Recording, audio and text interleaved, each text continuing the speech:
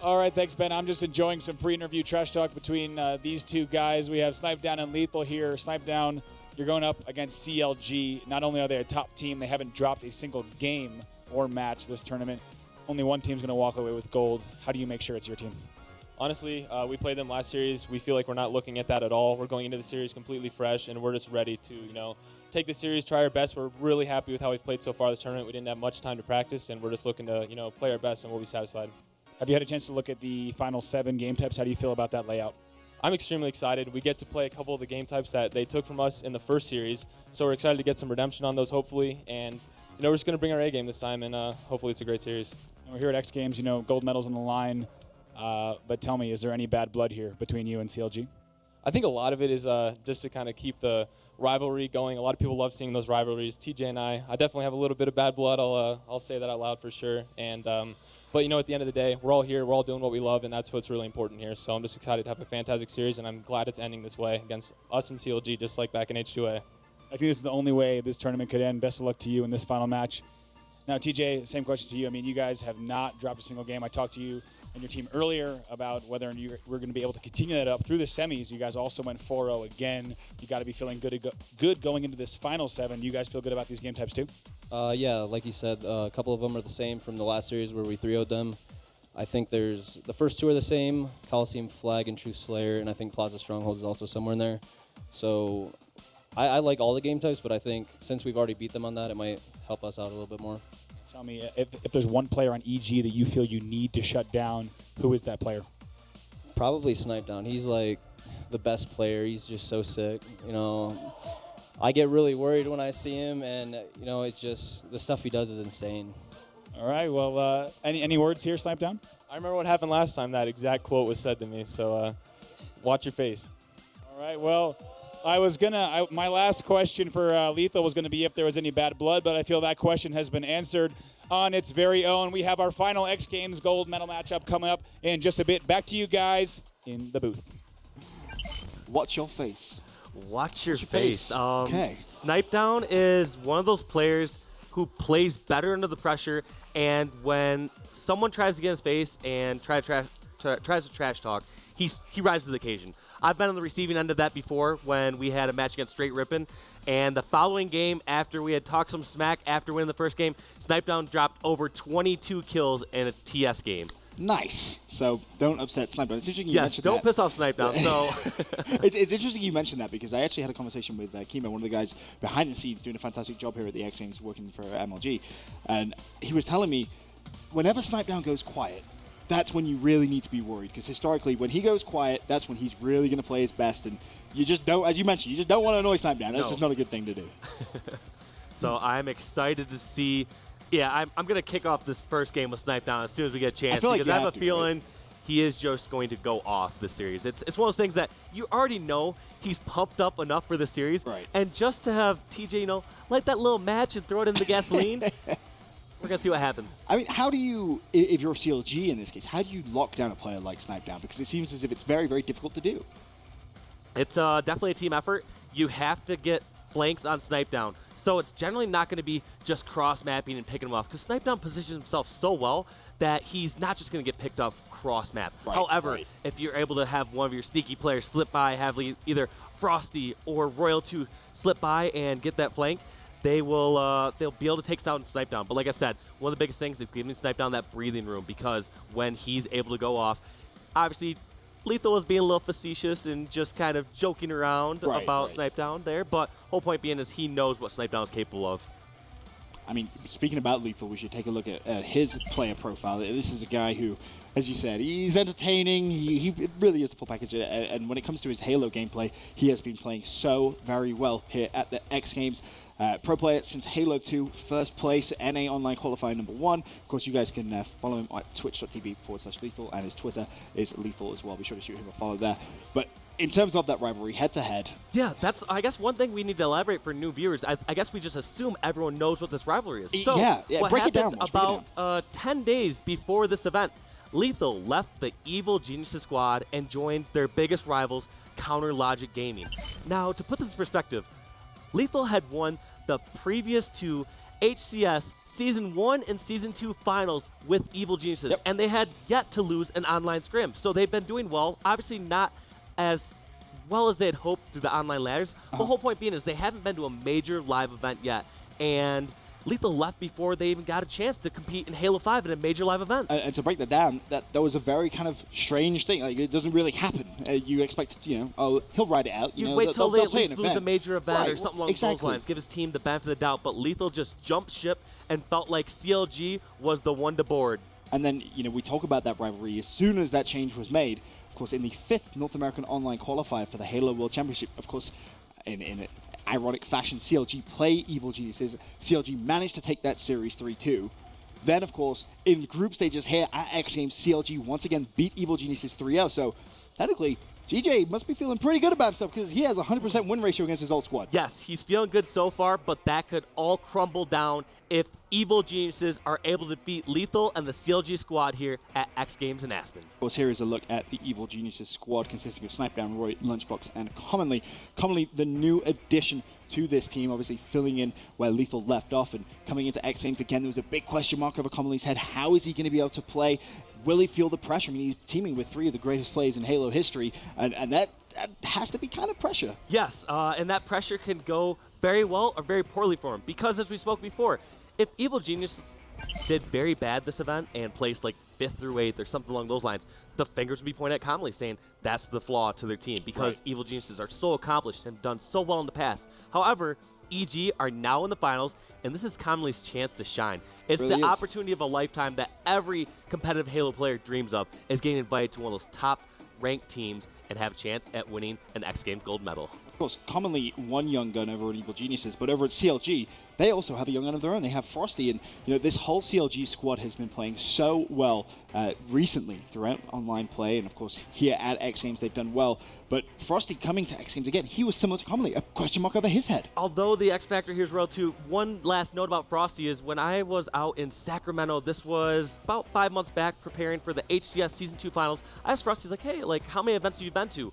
What was your first LAN? He's like, this is actually my 3rd LAN I've ever been to. Not just major events or anything, 3rd LAN. And I was like, all right, I think I went to my 3rd LAN when I was in like 2001, something along those lines. So he just rose through the ranks real quick, was a spot to watch immediately, but that X Factor is royal too because he is the one that they generally give the sniper to. Yeah, and we've seen him just go completely off with the sniper rifle here at X Games, but the guys at the back have managed to give us a nice little graphic here of the players to watch this series.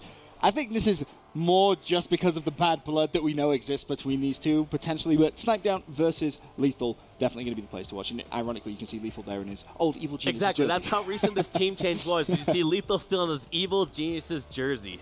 Yeah, I mean, that is pretty ironic.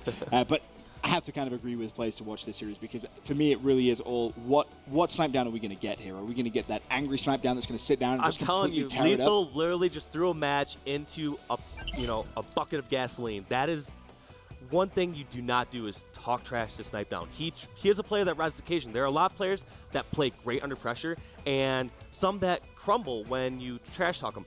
Snipedown as well as players that rise to the occasion. And it's interesting as well when you divulge further into those team changes because Lethul knows exactly how EG play, and EG now know exactly how Lethul plays. That's the chemistry they have. We're going to have to see how these players start off the beginning because last time EG knew exactly where Lethul was going. The pre-nades? Threw 2 grenades Yep. over at the BR setup and took him out immediately. But we want to start off this one with Snipedown from Evil Geniuses. All right, let's get game number 1 of our gold medal matchup underway. Snipedown making his way over towards that sniper rifle, throws over a couple of grenades as well, being pretty cautious here, and actually waiting to see exactly where that first CLG play will be. Roy helps, and that was Lethul. So Lethul doing a very similar strat to what we saw the first time these two teams met. Yeah, last time Lethul actually went for BR, but the whole point was Snipedown. Yeah, we're going to stick with him through the spawn, but it seemed like Lethul was a bit more aggressive there. Went straight towards Snipe Ridge shortly after, but yeah, Snipedown was taken down right away, but we're going to have to see if he can get that weapon. I'm trying to look across the map and see if anyone has sniper rifle, but it seems like it's such a chaotic situation that if anyone does have in their back pocket, they're just trying to run to a better location. Yeah, you want to try and get back towards your team. Of course, Lunchbox does have rockets, and if you are a new viewer to Halo Esports watching on ESPN, of course, CTF in Halo 5, first to 3 flag captures wins. It's very simple. You run to the opposition base, you pull the flag, and you take it back to your own base. Yeah, and Snipedown in quite a predicament here. He is back backed up in this corner cave, taken down by a grenade, so we'll jump on with his teammate, Roy. Oh, and just as you do that, Roy throws out a nice little grenade, lands square at Royal 2's feet. Can he now find the second kill, which is going to be Frosty? Frosty does a good job of just managing to escape, but Roy waiting for those shields to fully come back up before making his push. And I think it's fair to assume at this point, still haven't seen Sniper Rifle. I assume that was burned. Someone may have just dropped off the map. No, it was down in the cave, but I'm not sure exactly where it's at. We'll get some eyes on that a little bit later, but you can see both these teams just focusing on Snipe side of the map. There's kind of a bit of a question of why would you focus Snipe side compared to Rocket side? And the answer is that Snipe Bridge is such a dominating position where you can control Snipe side and lay down shots all the way across the map where Rockets are much more vulnerable. Let's jump on to the other side and see Snakebite from CLG. Snakebite now, once again, making his way over towards that Snipe side. Needs to track back towards his own flag here, though, recognizing that EG are being aggressive, and that was the flagpole Snakebite was trying to thwart. Now has to chase the flag carrier for Evil Geniuses. Decides, nope, can't go that way, already tagged up, and for now, Evil Geniuses have managed to put a lot of distance on that flag. This could be the first flag of the game. It is Snipedown, but he will fall so close to getting that flag in. Not only Snipedown, but huge play by Roy, getting the double kill, almost the triple. This could almost certainly secure the flag cap for Evil Geniuses, and Roy with a great thruster play. Had to just reload, gets out with his life. That is huge, and it's worth mentioning Evil Geniuses capped the first flag of the game, 1-0 up. Roy going huge for Evil Geniuses. Roy just holding off 3 different members of CLG right there. It's one of those things where you almost have to sacrifice your life to help your team get away with that flag. The only thing I can relate it to in some cases is when you're watching one of those zombie movies, there's always that one person who stays behind, like, you all go on without me, I'll hold them off. And that's exactly what Roy did. He gave up his life for the flag cap and the greater good. Well, as you said, it was the greater good. Evil Geniuses find themselves 1-0, but careful though, CLG going for a flagpole of their own. It was Snakebite who managed to get it out, but the slaying power from Evil Geniuses able to get 3 players down. That flag should be returned as well, relatively uncontested, and the game, for now at least, stays 1-0, Evil Geniuses. Yes, and Lunchbox was just taken down with a sniper rifle. I want to see what Snipedown opts to do here. If he is going to try to go for a flagpole or go back for that power weapon, which he is so well known for. And it looks like he's opting to let one of his teammates get the weapon. And look at those perfect shots cross path on Frosty. Now he's up against he's just not missing. Another double kill. Do not make this guy mad because look at what happens. You called it perfectly, Walsh. I think Lethul maybe regretting some of those harsh words in that pre-game interview. Snipedown definitely having a fantastic start to game 1 here in the gold medal matchup. Over to Roy now, of course, who made that clutch play, buying his team so much time to cap that first flag. That was a rare mistake by Roy right there. 3 members of Evil Geniuses was down, and Roy decided to grab the flag, which I think was a big mistake. Like I said, none of these players are perfect, but we very rarely see Roy make a mistake like that by pulling flag preemptively. Unfortunately, 2 more players from Evil Geniuses do go down. The flag is being pulled once again over to Royal 2 now, who does have that sniper rifle in hand. Checks over towards Rockets, will spot the first player, misses though, and has to dodge that rocket as well. Now, time really ticking against him. The flag directly underneath him. I don't think he's really going to be able to touch it. And honestly, you don't really want to run after that flag when you do have that sniper rifle, but Lethul putting down a lot of support. Firing! Oh, Royal 2, you sneaky beaver, coming behind commonly, but unfortunately will be traded. It does not seem like he was able to make as much use of that sniper as we've seen him use in the past. I mean, that is 3 members down for CLG, and it just seems like they're on the back foot. This is the complete opposite that we saw last time they played Coliseum CTF. One thing that I'm taking away was the interview with Snipedown earlier where he said, guess what, we get to play a game type that we played earlier. Lethul taken down. Who was that took him down? That was Snipedown, ironically. Snipedown going to let Lethul know a little bit about that one. That little trash talk maybe costing Lethul right now. But yeah, when we saw this in pool play yesterday, CLG were just the aggressors. They were always on the Evil Genius side of the map, and now we see Counter Logic Gaming struggle to even get out of their base. And it's not even necessarily just when they played against each other. CLG, throughout the X Games in CTF, have just been ruthlessly aggressive. They've pushed the opposition spawn, and they've really made the opposite team play from the back foot. For once, in the tournament, we're seeing Evil Geniuses do exactly that to CLG, and CLG, for now, don't have an answer. Now, I like this play by Snakebite. He's playing very smart by not just going directly back to his base, because he realizes that's a very risky play. Of course, you want to clear members out of your base, but he realizes that he can stay up on Snipe Bridge, lay some shots across map, and eventually kind of stop this flag cap. Snakebite will have to go big here for the squad. Picks up the first assist, gets the perfect on Lunchbox, and if there was a time to get a perfect, it was right there. Luckily, Lethul able to get the return as well. New sniper rifle coming up shortly. Unfortunately, Snakebite will fall over to Frosty now as he makes his way over towards that snipe side. It's going to be up in 14 seconds. CLG trying to get that set up. Yes, and Frosty just trying to pay attention to both these power weapons. At the 6-minute mark, not only are rockets up, but also the sniper. For those new to the game, these two weapons spawn at different times. Rockets come up every 2 minutes, and sniper comes up every 3 minutes. And some perfect shots by Frosty for the perfect kill. And that's exactly what you want to see if you're a CLG fan. As he makes his way over towards that flag, he's going to pull it away. Just barely gets away with his life. Has to expect Snipedown to chase, but Snipedown more than happy to let that one go. Of course, he has played for Rockets. He's shut down Lethul already with those Rockets. So Frosty backtracking now with the BR. Looks down below. There will be Snipedown.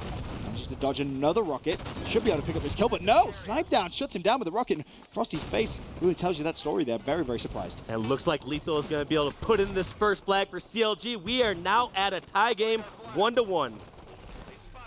Over to Lunchbox right now, as he has the DMR app, pushing over towards that cave. Could potentially go for this flagpole if he wants, but he's going to need to try and slay out Frosty first. Able to pick up that first kill. Snakebite trades the kill with Lunchbox, however. Over to Roy now, trying to get up towards top sniper. He drops Snipe down. He's up top sniper, pushing over towards this left-hand side. We'll have that gunfight with Snakebite. Nice use of the thrust, but Snipe down just too accurate, Walsh. Yes, and he saw what weapon Snakebite had right there, and he says, hey, that weapon's in my name. Give that back right over here. And we've seen Snipedown so many times over in the cave. It seems like one of EG's strategies, which a lot of other teams implement, is holding that cave and blocking fountain spawns. And some near-perfect shots by Snipedown. And despite having the most powerful weapon on the game, or on the map right now, he's running the flag. And I like this route. He's very covered through these splitting grenades. And that is just a fantastic flag route there from Snipedown. And more importantly, it just shows his confidence there that he could capture this flag. As we kind of mentioned previously in the tournament, you know, running a flag with sniper rifle, being overly aggressive with sniper rifle is never really beneficial. But Snipedown just with a perfect flag cap. And look at this. He is just trying to get some cross-map help to try to get control of this snipe bridge. He realized that there's some threats on cave and takes off Frosty's face. Hey, he has snipe in his name. That's all I'm going to say about that. You don't want to be running a Snipedown. An angry Snipedown with a sniper rifle. It's just not going to end well. For now, Evil Genius is 2-1 in the lead. And it looks like Roy, with that flag, could potentially be trying to send CLG home. Scatter shot. Nope, not going to be able to pick up that kill. So for That was now, a great still play alive. by Roy running that flag. I thought that they were completely on defensive, but it seemed like Roy was trying to take advantage of all the members of... Wow. Hello. That's what we're talking about. Snipe down with sniper rifle, man. That's Rec Pack worthy right there, guys. You better be trying to redeem that Halo 5 gold Rec Pack. That was a nasty, nasty shot from Snipedown over to Commonly. You can just see him and Snipedown working together now, but unfortunately Commonly's going to eat a couple of grenades. Of course, new sniper rifle will be coming up in 28 seconds. Frosty runs at Snipedown, though, and CLG, for now, gets some control over that sniper side, but big defensive play from Roy. Picks up one, somehow stays alive, does so much of a good job there just to act as a distraction, but in goes Frosty once again, a double kill for him. The damage has been done, though. Seems like CLG are running this flag straight down the bottom middle, and I don't know if anyone's in position to stop this. It's interesting seeing this these differences in flag routes, because we know CLG and Frosty tend to toss the flag down bottom center and then run it through fountain. Walshy, it's a tied game with less than 3 minutes to go. Next flag cap will win. Of course, if it does stay at 2-2, by the end of the time, we will go to an overtime situation.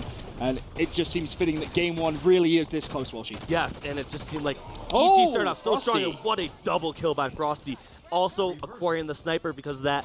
35 seconds for rockets. I would not be surprised to see CLG just slow this down, see if they get a couple slays, get those rockets, and move in through bridge. Frosty trying to connect with that snipe, misses twice. He's going to get challenged up top. It's going to be Snipedown. Snipedown may actually decide to chase, but Frosty botched that first grenade. Has to now just drop down. Easy pick for him as he actually picks up the assist at Royal 2 with a kill. Commonly will fall as well to Frosty. Another perfect kill for him. His accuracy on point, and this is where Frosty could really be very useful for his team because he's just going ham right now with the sniper rifle and the BR combination, but more importantly, he can cover new rockets with that sniper rifle. Yep, and that's exactly what they're doing. It looks like his teammate Lethul is over at top rockets and ready to grab those. They will push these rockets in through bridge most likely because it is the safest spot when you have control of the middle of the map. Frosty once again managed to get the body shot. We'll switch to the BR. Roy, who tried rushing, will fall instantly. Frosty just doing such a good job now of forcing the resources to be focused in on him. Now over to Lethul, who, as you mentioned, Walshy, does have rockets. Look at that time, though. It is ticking. 1 minute 37 still to go. Lethul picks up Lump Chucks as well. Snakebite has shut down Snipedown. 2 players down for Evil Geniuses, and we may see CLG start to push up once again. Frosty cleans out Roy as well. Honestly, Evil Geniuses could be in some trouble. Yes, they are in such an ideal position right now, especially with Lethul on top of them with rockets. That was almost a double kill. Lethul taking the CLG flag route of running it right down the middle. Instead, he's opting to go to rocket side. I'm not sure if this is the correct play. not going to be able to get that flag away, but in fact, his teammate does have it. It's going to be Snakebite. Snakebite so close to being able to cap this. I don't think anyone from Evil Genius is actually around there, but Snakebite's going to give him credit anyway. Picks up the flag and will capture it. CLG go 1-0 up in the best of 7 gold medal matchup. And they made quite the comeback. It just seems like the longer the game goes, we've said this before, the more in favor it is for CLG. They like those slow-paced games or those longer games because for some reason it just seems like the longer it goes, they outslay more. And now let's take a look at the stat screen. Did they actually outslay heavily? Yes. Maybe not necessarily heavily, but Royal 2, 25 kills, Frosty 22, Snakebite 16, Lethul 21. Over on EG, you had Snipedown with 24 kills, Lunchbox with 15, 25 coming in from Roy and Commonly with 17. And I mean, that you just kind of It wasn't heavily favored either side for slaying. It just seemed like CLG did just a great job, always run that flag right down bridge, where it seemed like Evil Geniuses always opted to try to run towards Fountain and then go through either splinter grenades or sometimes I guess they'd go through bridge, but still end up through snipe side. And the impressive thing as well was at the start of the game, we saw Evil Geniuses really applying a lot of pressure onto CLG. But then by the end of the game, you've got to see that CLG that we've been used to here at the X Games when it comes to CTF. They just flipped the game on its head and they took it straight to Evil Geniuses. Yeah, I liked EG's aggression on the flag there, but one of the problems I felt was as soon as they had a few members die over at the CLG flag, they seemed to just give up their last 1 or 2 members. Like Roy kind of pulled that flag one time. Same with, I believe, it was Snipedown a second time. It just seems like they committed saying, whether or not we get the kills, we're still going to go for this flagpole, when you know EG is more disciplined than that. Give me a little breakdown, though, of this rest of the series layout. So, of course, Coliseum CTF goes to CLG. It is a best of 7. First to 4 maps will win. Coming up next, we go to Truth Slayer, followed by the Rig Strongholds, Fathom CTF, Eden Slayer, Plaza Strongholds, and Regret Slayer if it goes the distance. But talking about Truth Slayer now, Walsh, who does this favor? Because, again, I feel like that slow, long, drawn-out game is definitely in favor of CLG. But if Evil Geniuses come out the gate strong, they could definitely get an early lead. CLG are going to be able to slow this game down. It's going to be really tough unless everything goes in Evil Geniuses' favor for them to just get spawn slay after spawn slay. CLG are disciplined enough to just start slowing it down, start crouching in corners and buy time for the teammates. So I feel like CLG are favored because they also won this game type yesterday. What also needs to be said, though, is last time they played Coliseum CTF, they beat Evil Geniuses 3-0. This time it was a 3-2. Definitely closer, of course. Before we jump into map number 2, though, we have something very, very exciting for you guys. It's a world-exclusive preview. You're going to love it. Check it out.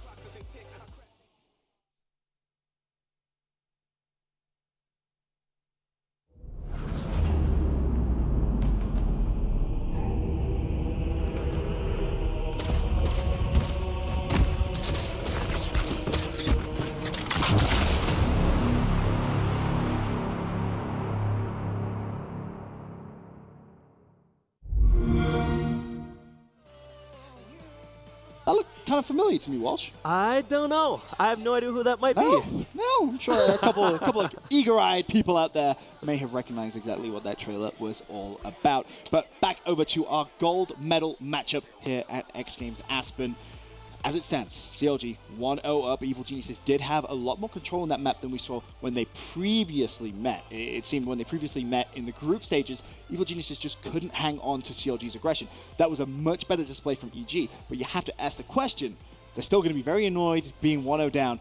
How much of an effect does Towie now have on this squad? Towie, has been picking up on small little errors that Evil Geniuses have made throughout this weekend, including their match against CLG yesterday. Right. So what he's going to say is, all right, last time on Truth Slayer, we saw that CLG always had a member at Pink watching the angles towards Carbine, and they always had someone in Window watching this angle at Carbine. So always be aware of that. So he's going to try to eliminate all those small little deaths that EG had last match, and it could be the difference maker here today. Of course, Towie, the coach for Evil Geniuses, the 5th man as he has been dubbed, he does a fantastic job of coaching that squad. And excited as map number 2 now actually loading up as we go over to Slayer Truth. Who are you kicking things off on board with? We're kicking things off with Lethul, the man who's backed up his talk so far because they are up 1-0 in this series against EG. Let's see what he can do to get control of Pink Tower right now.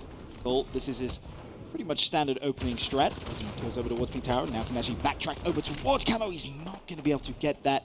Sadly, Snipedown was able to pick up 2 kills, though. So early on in the game, Evil Geniuses with the lead. This is what I wanted to see from them. I'm pretty sure, did Lethul actually grab it? Yeah, okay. I think it was so by burned, we mean Lethul grabbed the camo, right before he got killed. So that means that no one's going to be able to get that camo, and it'll spawn 2 minutes after he picked it up. Worth mentioning, commonly right now does have that energy sword, and he is running havoc with it. As I say that, though, Lethul does shut him down. See that in the kill feed. Evil Genius is starting off strong here in the Slayer game. Of course, Slayer, first to 50 kills will win. But you can expect as we get closer towards the end or closer towards that number, that golden number of 50, gameplay definitely slows down. Yeah, it's interesting how people play it from the beginning of the game compared to the end, because they realize, like, early on, it's like, all right, you know what, we still got 43 deaths to go, and some great shots by Roy right there before taken down. But that is 3 members down for EG. They are all in the spawn, stuck in red bubble. Now, Walshy, talk to me a little bit about the strategies you're expecting to see Evil Geniuses go at on this map. I guess I don't fully know exactly what EG strategies are for this one, but in general, there are 2 main strategies that teams follow here on True Slayer. One being they try to hold 3 quadrants of the map and spawn them either at blue base or red base and go for the spawn kills there, or the other being that they hold the other 3 bases, which I mean are red base, blue base, and pink. And they try to spawn them over at Carbine. I know it sounds like I'm playing a game of Simon Says right there by just repeating all these colors, but so many colors, yes, it's like a rainbow. In the end, most teams are holding 3/4 of the map in an ideal setup. And on board now with Snipedown, actually, is he just picked up that perfect on Snakebite. And considering Evil Geniuses, 1-0 down in the series, currently leading map number 2, 13-12, I want to go to a listen-in with EG. I'm getting an angle. I'm getting an angle now. Camo 44. Air top center. I'm looking. He's still there. One shot. I got it. One shot, Eric. I got it. Nice shot, Jason. Red two, Eric. I'm moving. Camo's up. Camo is up. Stay alive. He's Eric, Eric, we have 2 dead. After the window. I got it. All right, Camo's still up. We have We have perfect setup. I'm going in. They're pushing pink. They're all pushing pink. They're all pushing pink. Blue bubble. I need help. One hit. Blue bubble. Jason, hi, Jason. Blue window, one shot, Lethul. I got him. Slow down. Cammy still has camo. Card 3, guys, one shot. You guys are all next to each other. Spread out. Under blue. Card 3 really weak, guys. Card 3 Cammy's really there. weak. Under blue, absolutely. Snakebite's under blue. We're on foot spawns. We got him. Card 3. Spawn. Eric, one shot. I'm living in red. Eric, I'm with you. I'm living in red. Yes. I'm with you. Guys, they're all here. In my base peak, there's 2 guys here. Run, Justin. One shot under my base. One shot. One top center. One shot under my base. I can't. I got him. Car is not dead. Car addict. Royalty car addict. I'm looking. I got him. Nice, Jason. Live. Get to pink too. I'm going pink. Someone steal window. They're already going pink. I need help. I had car on me. Are they already there? Yeah, Snakebite's here. Back up. I'm living. Hand me there. Car 1. I'm watching pink 1. I got him. They're Nice. pink 1. Pink 2, Jason. I'm living. I'm pushing to pink. Okay. There's at least 2 in pink. One shot, pink 2, go. One shot, One shot, take back. I need help. I died to him. Live. Stay alive. Jason, top center.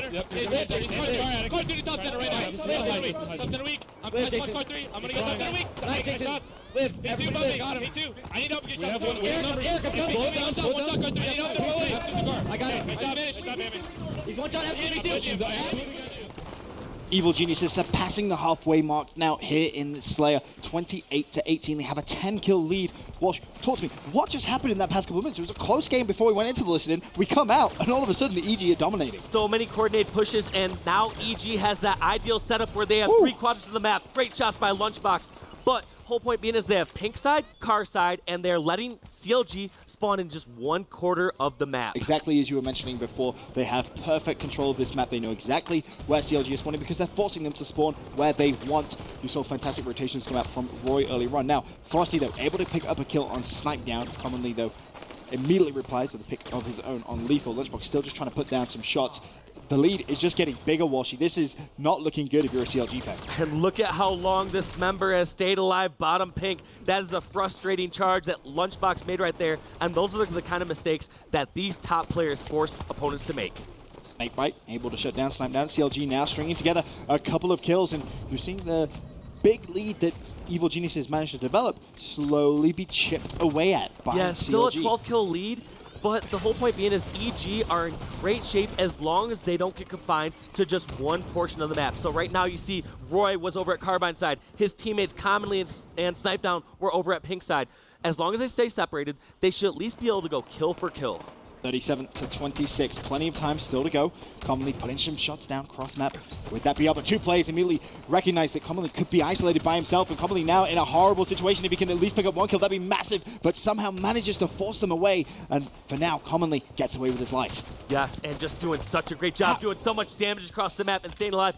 And that's one thing you noticed happened so much during their communication. Commonly. It was never like, hey guys, challenge this fight or get that kill. It's stay alive, buy time. I have your help. That's the coordination that these top teams have. Commonly really starting to heat up a little bit here. 43-28 now, and CLG are being completely outclassed in game 2 of our gold medal matchup. Of course, they were able to take map 1, but map 2 is a completely different story, Walshy.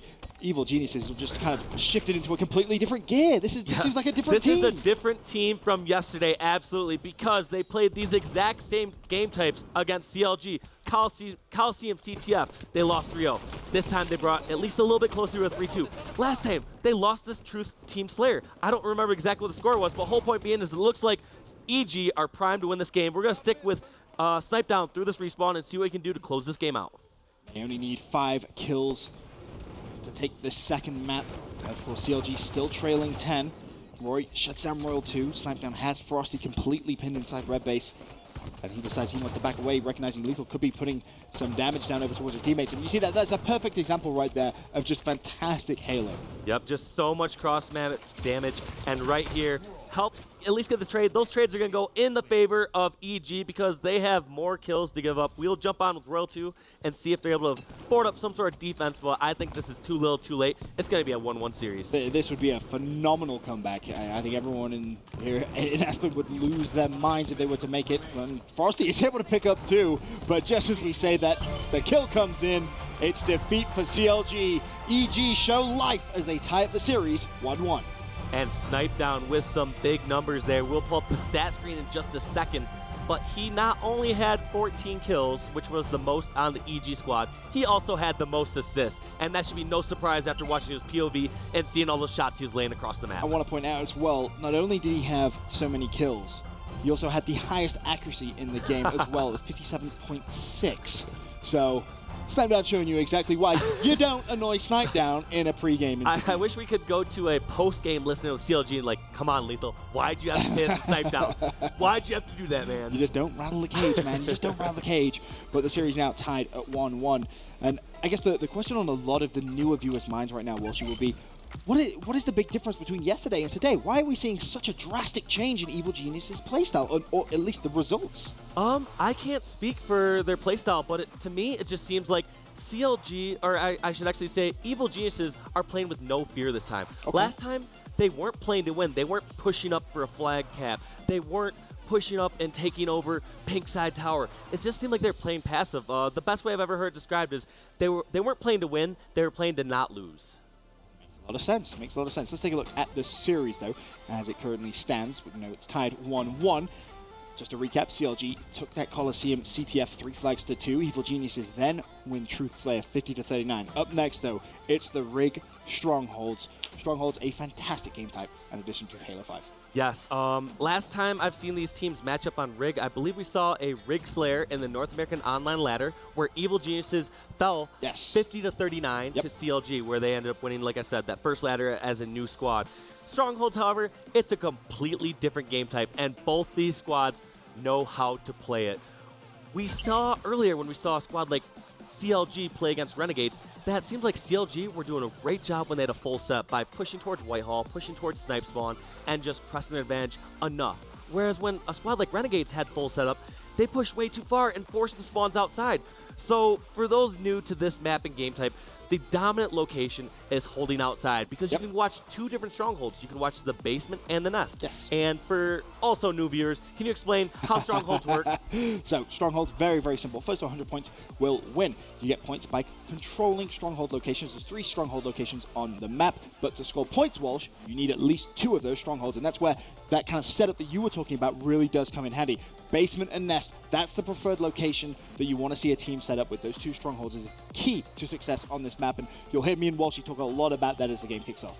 Yes, and in an equally matched up lineup here, like we have EG versus CLG, we are rarely going to see triple caps. It will happen from time to time, Maybe for but a maybe couple for of seconds, 5 to yeah. 10 seconds at the very most. And that's why these squads are going to be more focused on getting that full setup outside. Here on your map is the rig. You see catwalks outside. Here's the inside where Railgun spawns up in the nest, and lastly, there's the bunker where you do not want to spawn. Yes, you do not want to be getting BR base at all. That's the one interesting stronghold that you may see teams actually that don't have control of BR base choose not to cap BR base, just completely rotate all the way around the other side. But kicking things off in map number 3 of our gold medal matchup on board with Lunchbox.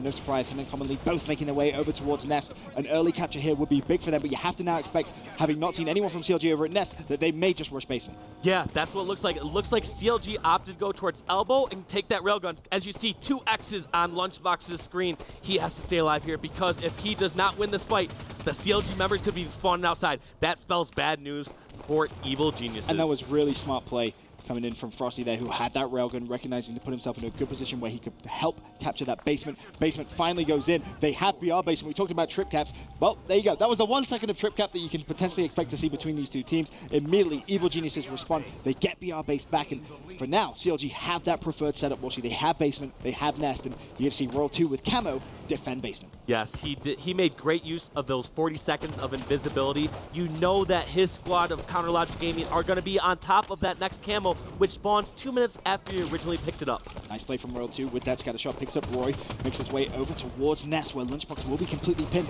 He can basically run at him with scatter shot. Instead, just opts to throw out those grenades. You see Snakebite actually was the one who picked up that kill, but you have to reset those strongholds. That's exactly what he was playing. Now Lethul and Frosty, the 2 members left for the CLG squad outside. Oh, and as long as you go Lethul. trade for kills, and Lethul with amazing shots taking down Lunchbox. Going to secure outside, and CLG looking good. And what a way to come back from what we just saw in Game 2. For now, it's 20 points to 0. Evil Genius is yet to get their first point on the board here in Game 3. And here's the time that you see CLG pressing their advantage. They have control of outside, but guess what? They're going to make EG fight to even get control of that tower.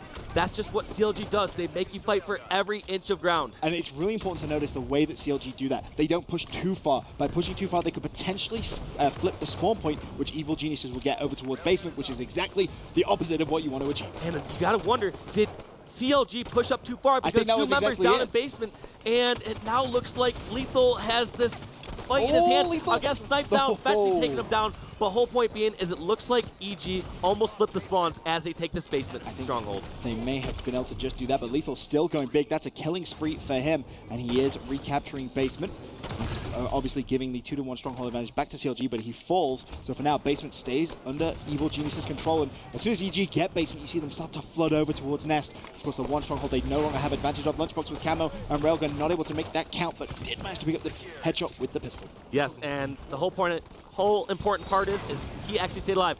Not doing a very good job of executing with this railgun though. That's the second one he's missed, and that's not what you want to see in the finals here at Aspen for an X Games gold medal. Finally able to shut down Lethul, and there's the second on Royal 2. That's the double kill. I think he may have just heard you, Walsh. He immediately turns up with that railgun as he now makes his way back over towards base and expect to see this recaptured. This, again, could be a triple cap for Evil Geniuses. CLG had such a big lead, but it's being completely obliterated. Lunchbox is starting to put the team on his back as he strings together back-to-back kills.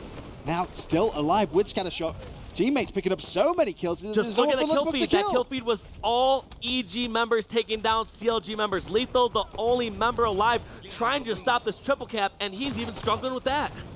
And you finally see the trip cap stop, but it's BR base. If you remember the 1 stronghold that really isn't that beneficial to really hold, as Frosty tries to, Lethul tries to overextend and rotate out towards basement, put CLG on the aggressive front, but unfortunately not able to do so. Evil Genius is just doing so well in the slaying department. They now actually have the lead, Walsh, by 10 points, 43-33. Now here's the importance of holding those outside setup, because even though 3 members of Evil Geniuses died, they are still in control because they all spawned outside the carbine area. All the members of CLG had to push from the inside. So watch Comedy through the spawn and check out where he spawns. Looks like CLG flipped the spawns and they are in a dominant position. So even though Evil Geniuses have 2 of the strongholds at this moment. Expect that to flip, and expect the score to go in favor of CLG. Uncommonly immediately plays for Camo now. May actually decide to rush over towards basement. Will not be able to pick up that kill. Luckily though, Snipedown in position to trade. He falls as well. Over to Lunchbox, who does have that new railgun. Making his way over towards basement. Missed point blank range. Troublesome. Somehow still alive. Finally though, Royal 2 does shut him down. And for now, it's CLG who have the trip cap as they start to reduce that deficit. 46 to 51. And Evil Geniuses, they need a base and they have to go ahead and cap BR base. And that's exactly what I was saying about 30 seconds ago. Even though Evil Genius had 2 of the capture points at that moment, that does not mean anything. It's all about position. Sure, you can close out the last few seconds, maybe if you're at the 97 mark. However, this game is for the long run. You cannot expect to hold BR base and Nest for a very long period of time. I want to hear how this CLG squad came back into this game and go to listening with Counter Logic Gaming. One railgun bullet. He's basement. Basement with one railgun bullet. Snipedown. He's looking for me. He's on the box. We're getting him. Bottom engine. Top engine. Dude. Top nest beyond me. Roy's weak. Barrels. Weak by barrels. Nest and top engine. It's slow, bro. I got him. TJ, stay alive. They're taking Nest. 2 in Nest. They're looking at TJ. Stay alive, TJ. They're gonna push you. Yeah, one push me. And one shot top I Nest. have scatter shot. Commonly still Nest weak. What are we pushing? Yeah. Going top. Whole basement here. I'm gonna go top, rail. Yeah. Underpass. Top Nest still. I'm in. Right corner. No shield. One barrels, no shield. Nice. We can cap this. One barrels. You two get Nest. They're gonna push basement. They're gonna push basement, man. Alright. Where's absolute? No shield. Dude, That's all good. absolutely top. Behind us at Nest. Absolutely top. I'm gonna push you guys now. I'm gonna die, dude. I died. They're going for it. They're top nest. Yeah. Basement. Got raised. Absolute Nest. Basement here. Basement. Got scattered. Basement. Camera's at 43. There's no shield. Nice. Camera's at 43. Top engine. Top engine. So I'm dead. They're in basement. Camera's at 43. Wait, Slow this hold down. on. Camera's coming up right now. No shield, Matt. When we spawn, let's get this camera. Stop basement. Try to stop basement. We got rail. That's fine here as well. Camera's Yeah, up. dropping it. Got railgun. Where's that? Camera's up right now. Nice Camera reset. should be up. It's up. Nest. 2 nests. I'm going for it. 2 nests. Top, they know you're there. Alright, burn it. I burn it. All right, we just gotta make a good push. That's all we gotta do. They're in basement now. TJ's trying to stop in basement. There's 2. One shot. Evil Geniuses completely turning this game on its head. They now have the lead, 76 to 61. They have a trip cap as well. Frosty for CLG trying to go big on basement. Does pick up the first kill. Has to recognize more players from EG are over there. That's Lunchbox. That's the overkill for Frosty. An unbelievable play right there from him. And that should guarantee CLG a full sort of setup here. However, for some reason, Roy somehow got a double kill. I'm not sure how this CLG squad didn't keep control of outside. Frosty had an overkill. Yeah, just to clarify, overkill, all 4 players on the other team being killed by 1 individual. So you would expect to see CLG immediately get some control of the map, but they weren't able to do so. For now that they do have that 2-to-1 stronghold advantage, however, Nest is being taken away from them. And unfortunately for them, they are controlling BR base, not basement. And that's why exactly Snakebite is going to overextend down this right-hand side and try and loop all the way around behind Evil Geniuses. But he needs to be careful. In fact, shuts down commonly. The second play is going to charge, and Roy cleans up Snakebite. One thing I want to point out is during that listening, you kept hearing these players talk about basement and Nest. You never heard them say, let's go get BR base, let's all push inside. It's all about these 2 outside strongholds. Royal 2 with 1, throws the grenade. Frosty's going to clean that second, but they need to jump on basement, and they need to do it quickly. They are capping it, but it's 97 points to Evil Geniuses, 98 points to Evil Geniuses. This one is going to go all the way down to the wire. Evil Geniuses reset it, and it doesn't matter. EG take game number 3 in the gold medal matchup to go 2-1 up in the series. And what a performance by EG. Playing it calm at the beginning when they were down by quite a bit. They realized that in Strongholds, if you get a full setup, you can flip the game at any moment. Take a look at the stat screen and tell me what's going on, Benson. I mean, you have Lunchbox with 19 kills, Roy with 17. A phenomenal slaying performance from EG. Over at CLG side, Frosty had 17 kills, Royal 2 with 15, but besides that, not really much else going on. But again, you have to assess that play. Frosty gets an overkill, and they're not able to get control of the game because Roy picks up a huge double kill. Yeah, you have to give Roy so much props for that, because if he doesn't pick up that double kill, that game could have gone completely the opposite way. And I don't even know how he got in that double kill, because that Base guard kill Roy. spree just lasted so long. Roy might have spawned elbow or something along those lines. The whole point being is that last game, CLG only got outslayed by 5 kills, and they lost by close to 36 points. That's a pretty significant margin per kill. 100 to 66. 34 of course. points, but yes. Evil Genius is 2-1 up in the series. Next map will be a Fathom CTF, and this is where it gets interesting for me because so far, when we've seen CLG and EG play, CLG really never had to play off the back foot. Now EG is up 2-1, and EG chant erupts in Aspen as well. I mean, how does CLG recover from map number 2? I mean, I don't feel like they have as many veteran players as the EG squad, but both squads went into this match knowing it's a best of 7. You spoke to Snakebite and you spoke to Lethul earlier saying how sweet would it be to sweep this event and not drop a single game. However, that's not what's on their mind. They need to take it game by game, and they realize against a squad like EG, it's a rare thing to have a sweep. So they need to be able to accept a couple losses here and there and bounce back, especially when they get to stronger game types. I believe the last time they played Fathom Capture the Flag against EG, or maybe I'm thinking of the Renegades match. I can't remember. My memory's getting kind of bad as an old man here. But for some reason, I felt like they played a Fathom CTF before, and I thought it went in favor of CLG. May have done. I think you may be right there, Walshy. But of course, you guys watching at home can vote on social media for who you think will win this gold medal matchup. What you need to do is tweet at Halo with hashtag HaloWC, and then the team you wish to win, either hashtag CLG or hashtag EG. Relatively simple hashtags. Yes, and it looks like the polls right now are 76% in favor of Evil Geniuses. A lot of fans out there love these rivalry stories. Oh, absolutely. I mean, you couldn't have asked for a better grand final here at the X Games.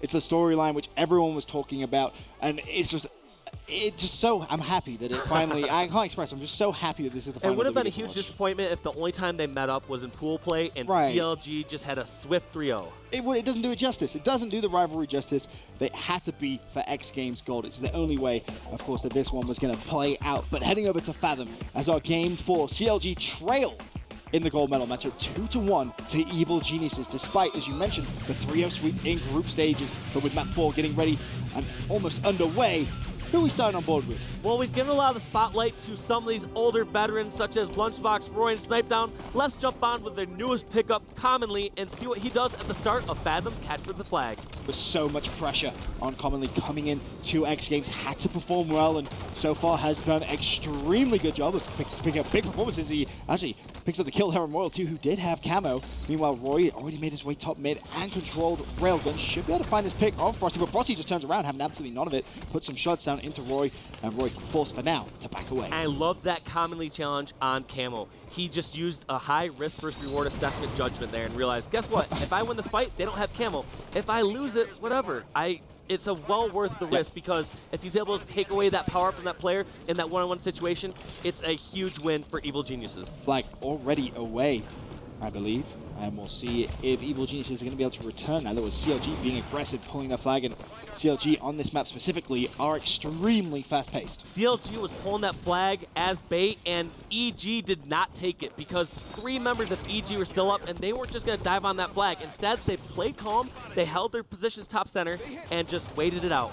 Roy tried to go for the counter pull, however, Snipedown is able to get that flag return, so can back away now, just regroup as a squad, get that map control, and then try and push over towards that CLG base. Lethul should be dead for rights. Snipedown able to clean him up. Unfortunately, played to his right-hand side. Snipedown doing a good job of just buying some time for some teammates to put down some damage. And not just buying time, look at what Snipedown does. He doesn't try to just throw a grenade or go for some random backsmack. He's doing as much damage as he can, realizing that most likely will be cleared up by one of his teammates. That's what all these members of Evil Geniuses do. They buy opportunities for their team. Now still 0-0 in this CTF. Flag is away though.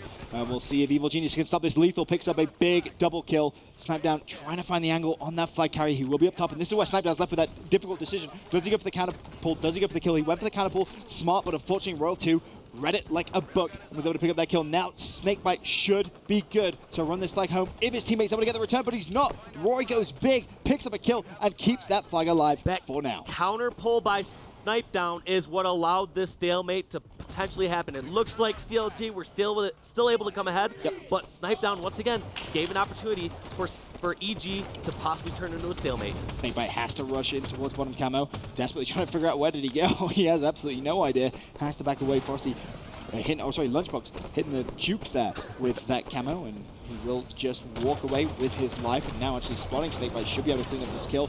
juking left and right away from the Promethean grenades, now can start to think about an aggressive push into CLG's base. Yes, and it looks like Lunchbox made great use of that camo, getting away, buying some time, and he still has it. He's helping it control this top area before he pushes into a flag, and I like this aggressive play by Lunchbox. He has the camo. He can move up undetected to potentially get this flagpole.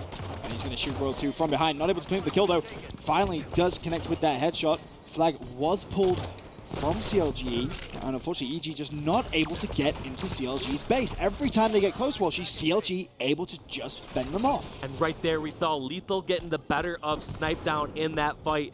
That hasn't been the case in some earlier matches, but it looks like Lethul is no one to be reckoned with. I mean, he is somebody who, he's not just going to back down. He backs up his trash talk in most cases. I've been trying to hype up Snipedown because it is true. He is one of those players that rises to the occasion when there's trash talk on the line. But as we know, Lethul is kind of one of those community trolls. He talks the talk and he walks the walk. Yep, he really does. As Roy able to put down some damage. Lunchbox picks up the kill on Frosty. Roy peeks out, finds Royal 2. There will be one more player above him. That's going to be Snakebite. Snipedown may actually play for this return. Will do. For now, both flags are back at base. 8 minutes remaining, though, in the CTF. Plenty of time, Walshy. And it is still 1-0 CLG as, unfortunately, Snipedown falls there. Yeah, Lethul trying to again. jump on with Lethul and see if he was able to stay alive, but was eventually cleaned up by a different member of Evil Geniuses. Look at this CLG squad just constantly going towards the top center and trying to control this area. They realize that once you have top center, you get control of railgun and can at least get an idea of where the opponents are spawning. So what's going to happen is once you get top center, you look towards either silo or towards the flag, and depending on where they're at, you can decide which way to move into the flag. Let's stick on with Snakebite through this respawn. Commonly did just pick up camo. I believe that one was burnt though, as he almost instantly fell. Snakebite though forced to do a little bit of defensive duties now. Snipedown is pushing over towards him. Snakebite just gets away with his life, able to actually pick up the kill there on Snipedown. Drops a grenade, will do a little bit of damage there, but Snipedown able to shut down Snakebite. Yes, and I can't tell if that was his original grenade he laid down, but as you can tell, Snakebite was just trying to run away and stay alive as long as possible, and that's what these players do. I think the misconception when amateurs try to look at pro players and just think, oh, they look at a montage and think they just get amazing plays nonstop. No, the majority of the time, these pro players are backing down, staying alive, and buying opportunities for their teammates. Snipedown, staying alive, run this flag towards silo, and we're going to have to see if they can get their first cap to tie this game up. Royal 2 was able to shut down Lunchbox, and Snipedown needs to be careful because he is being shot from behind as well, but has to put down some pressure and help his teammate out. Hits the melee, gets the assist, commonly shuts down Frosty. The flag can be pulled once again by Snipedown. He's so close to getting it in, but he's so very weak. Can he touch it and get it through the window? That's all he needs to do. Pass it across to Roy. Roy will get it. Tied game 1-1. And we are almost at the 5-minute mark. These teams are neck and neck.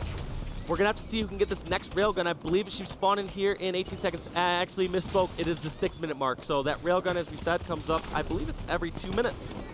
Yep, very, very soon. Roy putting a grenade down. It's up in 10 seconds. Looking still with Roy's perspective. Frosty trying to sneak behind him. Roy able to put a lot of damage down and also pick up that kill. Took Snakebite to shut down Roy eventually there. But as we said, game tied at 1-1. 6 minutes remaining in this game. It is getting very, very close between these two teams. Flag has been pulled. Can CLG try and get another flag cap in? Yes, and Lethul trying to just cut off these spawns over here on silo side. Buy as much time for his team to run this flag in, but eventually taken down. Was it enough time? We'll find out here in a second. Railgun in Frosty's hands. He needs to pick up this kill, and he's not going to be able to do so. EG managed to pick up 2 kills there, Commonly and Lunchbox both with 1, and Lunchbox now counterpulled the flag, and he may be able to actually put a lot of distance on this. Yes, and I think a lot of players might be confused as why does Lunchbox just run the flag instead of staying back there and going for the flag recovery? In most cases, it's a safer play because you know where their opponents are at and escorting their flag. And if you run the flag the opposite route, you can at least turn into a stalemate, whereas you risk an all-or-nothing situation if you just try to go for that flag recovery. And it looks like Lunchbox's teammate Commonly almost got that flag return. Yes, he did. We are going to see a possible cap from Lunchbox to bring this game up to a 2-1 lead. CLG tried to bait out the flag and maybe a little bit of a misplay there. They got 3 kills, but Lunchbox dives the flag in. 2-1 EG. And you have to ask, what was CLG doing? They baited the flag, they got the 3 kills, but they allowed the return to come in, and now EG had the lead. Just a clutch play by Commonly that I missed. He did a great job of buying time, getting those kills. Most importantly, when Lunchbox was bringing that flag back, you notice how he just tossed it out there? Yep. Baited out members of CLG, and it allowed his teammates to get those kills. Whole point being is once you have the flag on your half of the map, your reinforcements are going to come faster because your spawns are closer. And that's what Lunchbox was manipulating there. He realized his teammates were going to spawn closer, and as long as they went slay for slay, they were going to get that capture. Lunchbox may need to be careful here because CLG pushing in towards his base. He tries to get control of top mid, a nice shot. Shuts down Snakebite. Not falling for any of his movement mechanics. Going to go to commonly. Railgun will be spawning in 3 seconds time.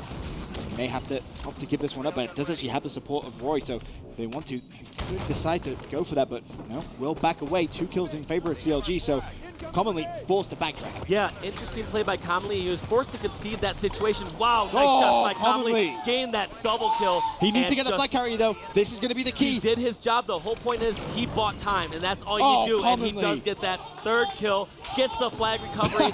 And that's exactly what you need out of this newcomer. He was given an opportunity, and he took full advantage of it, getting those 3 kills and stopping the cap from CLG. We asked how he was going to handle the pressure, and he answers right there. A big double kill, then kills the flag carrier and gets the return all in one. That could be the play, which gives Evil Geniuses this 4th map and puts them 3-1 up in this gold medal matchup. But for now, time is definitely of the essence for CLG. They have 3 minutes to try and get 1 flag to tie up this game. And you gotta wonder, was that the right play by Roy? It seemed like he was just waiting around that corner for too long and was not successful. Right now, CLG have a flagpole. They have 2 members of EG down, and if they can get a couple more kills, this should surely be a cap. This could be the moment that it all turns around. Royal 2 had that railgun, but unfortunately forced to switch out to his BR Falls, but it doesn't matter. Lethul has got that flag. Can he try and get it through the window? That's what he's going to have to do. Backtracks, though, pretty tagged up and weak, forcing Evil Geniuses to go for the play on their flag. Frosty, the young gun from CLG, now it's his time to shine. Lethul with 2 kills with the grenade. Can they get the flag cap? They need to return it. They should be good. Tied game, 2-2, 2.5 minutes to go. What a brilliant play by Lethul. He tossed the flag towards his front yard, backtracked towards Camo to try to get a distraction on the opposing on EG side of the map, and then came back again, got that double kill with a grenade, and put the flag cap in. Next flag cap wins, and it's going to be Snipedown pulling the flag for Evil Geniuses. Snakebite has to try and wrap around here and put a stop to this flag. Roy has been able to shut down Lethul, though, and this is where you're going to see Snakebite maybe get a little sneaky here, waiting patiently to find out exactly where that flag carrier is. Has he been juked out there? That's the question. Spins around. Can he find the kill on Commonly? No, he can't. Commonly cleans him up. That's going to leave the flag wide open for Evil Geniuses if they can take the advantage of this opportunity. But we are in a stalemate. This game could not be any closer. Not only do these players, not only are these teams tied 2-2, but they each have the opposing flag on the opposite side of the map. I'll quick rotate through and show you that Lunchbox is over at his base, and we see Lethul, his former teammate, over at the CLG base. Oh, it would be Lethul of all the players on CLG to have control of the flag. And Evil Geniuses' fate of winning this map, it would be him. A minute 22 still to go. A look at Frosty. The game pace and tempo has massively changed. It's gone from fast pace to almost static. Everybody waiting for the other team to make the mistake. Frosty just trying to find exactly where this flag is at. He is the most dangerous man alive right now because he thinks that he's going to find Lunchbox. Remember where I originally showed Lunchbox hiding in that corner? Right now, Frosty just wasted so much time, and EG has had a 4-on-3 situation across the map. Now he's desperate, trying to finish off Commonly, and look at where Lunchbox relocated, towards top center. That flag is wide out in the open. Frosty may be able to wrap back. He gets the distraction medal. Lethul was able to pick up 1. Frosty doing all the work, shuts down Snipedown as well. The flag is so close to him right now. If he can pick up the kill on Commonly, maybe they can force the return. You see the players from CLG running towards that flag. It's 50% of the way return. Even Lethul, the flag carrier at this point, putting shots down. 33 seconds left in this game. It is in Frosty's hands. Can he do it? Snakebite picks up the kill. He jumps on the return. He's going to get it. Now the question, can Lethul run it home? Yes, Lethul has this flag all the way back in their base. EG was fully focused on trying to get the recovery. What I originally thought was a mistake on Frosty's part was patience that paid off and ended in a flag recovery for CLG, giving them the win and giving them the series tie. Unbelievable map number 4 right there. CLG and EG tied 2 maps apiece in the best of 7. Lethul coming out answering Snipedown's performance last game with 27 kills of his own, 14 assists and 15 deaths. A massive performance from him. Yep, most kills, least deaths. That's usually a sign that you're playing fairly well. Yep, especially when you have 14 assists to go with it as well. Putting down so much damage on the map, but a huge play from Frosty. Again, we saw Commonly make a massive individual play, and then Frosty, again, being sneaky, just he somehow got so much time and patience. So much patience for such a new player. That was surprising because you saw how patient he was just originally waiting on that porch with SMG, just saying, guess what? I heard lastly, Lunchbox was over here in this corner. If he can secure a one-on-one with Lunchbox, he can get that flag recovery on his own. Instead, he was forced to rotate all the way over towards the elbow of their base and was eventually able to get the kill and played it so patient too. I think most players in that situation would be like, flag's already 50% return. I should just run over there and jump, but he had trust in his CLG teammates that they would come over and help get that flag recovery. As we said, series tied at 2 maps apiece in the best of 7. Eden Slayer up next, followed by a Plaza Strongholds. Then if we do get the all-wanted Game 7, Regret Slayer would be to close out. But as we said, Eden Slayer up next. I mean, talk to me a little bit about what you're expecting, Walsh. I mean, it's tied at 2-2. We've seen some crazy, crazy things so far. I mean, you look at some of those scorelines, pretty close, and then some pretty one-sided. Eden Slayer, though, all about power weapon control. Well, in general, when we look at the series scores so far and how CLG has played, if you look at Coliseum CTF and Fathom CTF, those were both long games. Fathom went almost the entire game length. It was like the 11-minute and 53-second mark that they won the game. So whole point being is if this game goes a long period of time and CLG can slow it down, that has tended to favor them in the past. Absolutely agree. But looking at the rest of the series as well, how do you see it pan out? I'm going to give you, obviously it's tied at 2-2. Who wins? Who walks away with gold, Walsh? 2-2. Give me the Guru, Master Yoda, Walshy prediction. Master Yoda, Walshy prediction would be... It's a new thing. Evil Geniuses take Game 5, Eden Slayer, Okay. 50-39. I'm writing this down. If you get this right, we should give They it will lose Strongholds on Plaza. Oh, here we go. I can't predict a score on Stronghold Plaza because sometimes that could be a stomp. Fair enough. Then So we Game go to 5 Game 7. on Regret. Unfortunately, we see a CLG victory, 50-42. Okay, but you're predicting Game 7 at this Yep, point. I feel like Game 7 it has in favor been of back and CLG. forth. It has been very, very back and forth in this series. Of course, there a look at the CLG booth and the players. I mean, in this situation, Walshy, in the grand final, you're halfway through the series, it's tied 2-2.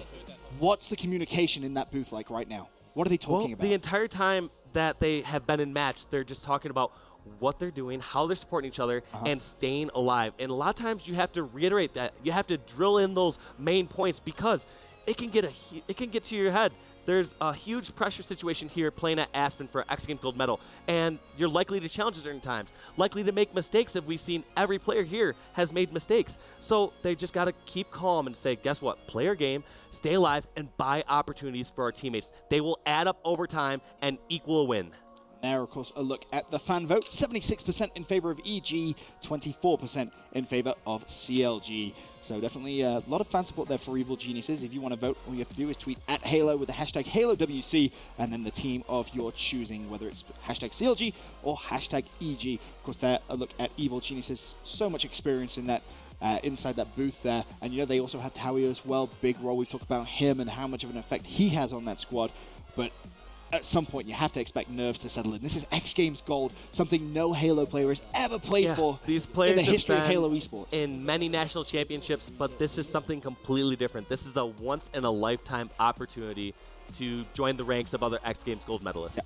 Very, very rare. And as you said, at some point you will expect to see maybe a little bit of pressure, but the people that we expected to see crack under the pressure, you know, your Commonlies and your Frosties, they're thriving in it right now. They're absolutely loving this stage, playing for X Games Gold. Series tied 2-2, heading into map number 5. It's going to be Eden Slayer.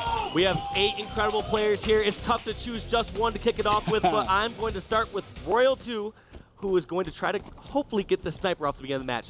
Let's see what CLG can do, and look at this. He is going straight towards security tower and going to push towards sniper. Going to grab over towards that shotgun. Of course, rockets have been taken by CLG. Sniper should be under the control of Snipedown. I believe it's Snipedown for EG that has it. I will try to rotate over and see who has it. I see rockets in the hands of Lunchbox. Oh. Actually, sniper in the hands of Commonly. Here we go. Commonly has it. Okay. So not only do they have sniper, but they have sniper and rockets. This is a great start for EG. Even though it just looks like it's a tie game, they have 2 power weapons that can change that very quickly. Royal 2, he's the player who managed to just grab that sniper rifle just in time, hit that hot flank, and was able to clean that up. For now, though, oh, hello, quick scope, oh, double kill, Lunchbox, well, right, triple kill for Royal 2, are you kidding me? What was that? reflexes like a cat. That was insane. And because of that, CLG now have the lead. Wow, not only did I get the wrong player with Sniper, but I I'm so missed glad that you changed. incredible triple kill. Thank you for helping me correct that screen, Benson, because I almost made someone not get a rec pack. They would have been salty, man. Of course, you can redeem those codes. Halo 5 Gold Rec Pack on your screen whenever we see an awesome play. Well, you get to redeem codes and get some rec points, that's for sure. Royal 2 still on your screen, though. The lead 7-4 in favor of CLG. And looks like right off the bat, they're slowing it down quite a bit. We don't see this aggressive Royal 2, stop EG it. squad Stop just it. pushing in and closing on these CLG members. So if this pace keeps up, as we've said before, it seems to favor CLG in the slow pace game. Backing away. Lunchbox and Commonly both able to pick up a couple of kills. Roy as well cleans up Frosty. That means Royal 2's by himself. Legs. One manages to get the kill there on Snipedown. Finally, Roy was able to shut him down. But how many resources did EG have to use just to get that kill on Royal 2? That's the crazy part, is they took out 2 of Royal 2's bodyguards. Oh my God, are you serious? This is just sniping bonanza in this grand final. Everyone is coming here to play and wants that gold medal, but what happened earlier in that CLG set was they took out 2 of Royal 2's bodyguards, and even so, when Royal 2 is backed in the corner, he can still hit those no-scopes and keep himself alive. Roy does have that sniper rifle out, and you'll see him put it to good use there as he cleans up Snakebite. Rockets have just spawned up, and that's exactly why he's throwing those grenades out. But smart play from Roy, like this, doesn't want to lose control of Sniper, backs away, waiting for some team support. It's a great play to relocate in that situation. You just need to create some distance. But right now on this other screen, as you can see right here, we might see an engagement between these 2 power weapons, and Roy is in a bit of a predicament. And Roy, of course, has that sniper rifle in his back pocket, but he's able to shut down Royal 2. Sniper rifle out, nearly hit it. Frosty able to clean him up, though. These players really starting to turn up in this grand final. 14-13 in favor of EG. Of course, series tied at 2-2. Rocket fired out, but Snipedown will shut down Snakebite. Frosty there to clean up Lunchbox. Now over to Snipedown, putting some good shots down, but not able to pick up the kill. EG lead by 1. Looks like both these squads are trying to get control of blue base, and the reason for that is Sniper is coming up right now. We're going to have to see. So far, the Sniper's been in both hands. We've seen in Royal 2's hands and in Roy's hands, and I feel like whoever gets control of this next weapon is going to take the lead. Snipedown playing so cautious in this blue base. Snakebite did just get that perfect kill. Lunchbox rockets come in handy though for Snipedown as he turns around, shuts down Frosty. There's going to be the sniper rifle in Snipedown's hands. Of course, I believe that's the old one though. That is the old one, correct. So he only has 1 bullet left in that, but we'll see if he can be efficient with it and put it to good use. And look who snuck away with the new one, the man who got the triple kill earlier. It is Royal 2. Oh my goodness. Just hitting absolutely everything. This kid is a monster. He just isn't missing. I want to see what he has installed on his Xbox. Is he maybe got like an aim hack or something? The guy is crazy. He does a headshot on Roy.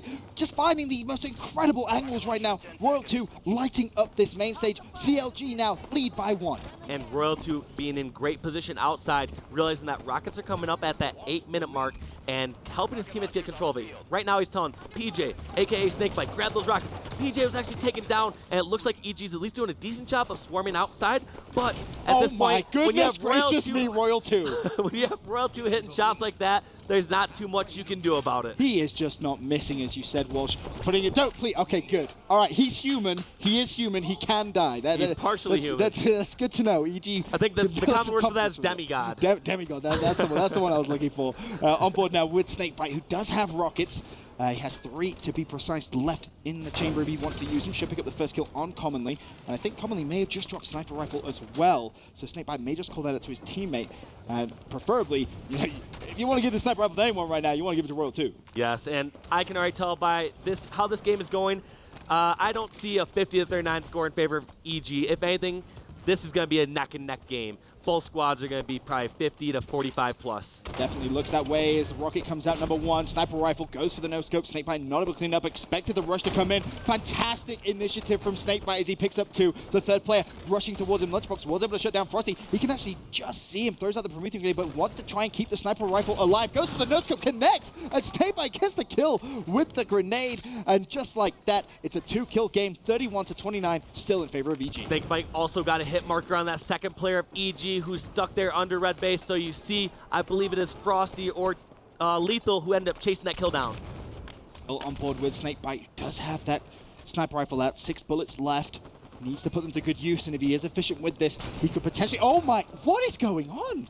Unbelievable shot from Snakebite, but as I was going to say, if you can use the sniper rifle efficiently over towards Rocket's side, you could see CLG get control of both power weapons and then steal the lead. You gotta keep in mind that this is the most important minute mark in the game, the 6-minute mark, because rockets come up every 2 minutes, sniper comes up every 3 minutes, so that means every 6 minutes, both those weapons are gonna be on the map. Roy managed to pick up the kill on Snakebite. Royal 2, though, does have the new sniper rifle. Can he turn around and get the kill? It's going to be on Snipedown. Does connect again, but Snipedown able to pick up the kill. Can he now get his hands on the sniper rifle? No, he can't. Frosty shuts him down. Meanwhile, Rockets in the hands of Lunchbox. It is Evil Geniuses who have the lead in this game, 37-35. It's such a fragile lead, though, Walshy. I like the idea of a flank here, but I'm just wondering if it's taken too long. Lunchbox seemingly could have gotten over to Blue Base a bit faster and helped get control of that sniper rifle. We'll have to see if it pays off, though.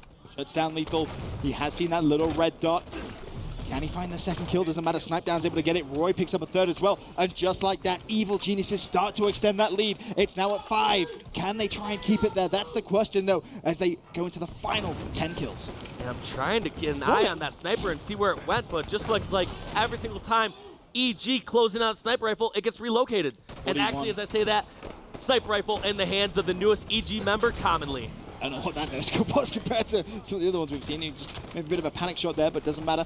42-38, still plenty of ammo left if he wants to use it. 6 shots to be precise. That's more like it. Commonly puts some shots down, but may need to try and get away here with that sniper rifle. Does not want to. Oh my God! Commonly, if there was ever a time for him to hit a shot, it was right there. Keeps the sniper rifle alive, and more importantly, managed to buy some time for his teammates. Yes, and with that death, it ruins the hope of my perfect game score. But in the end, if EG still win this, I'm still going to say I got a perfect prediction. I don't blame you, because this game has been crazy, Walshy. 43-42. Lunchbox trying to put some shots down. Has to back away, though. 44-42 as Roy shuts down Frosty. EG just needs 6 kills, and it could be down to Lunchbox to pick up a couple. There's the first. Can he find the second? Backs away. Doesn't want to give anything up. Lethul shuts down Snipedown. They just need 5 kills to go 3-2 up in the series. Yes, and I can't pick out who is going to get these last kills. It is just chaotic situations. It's tied game at 45-45. You could not ask for a better ending to this game, Walshy.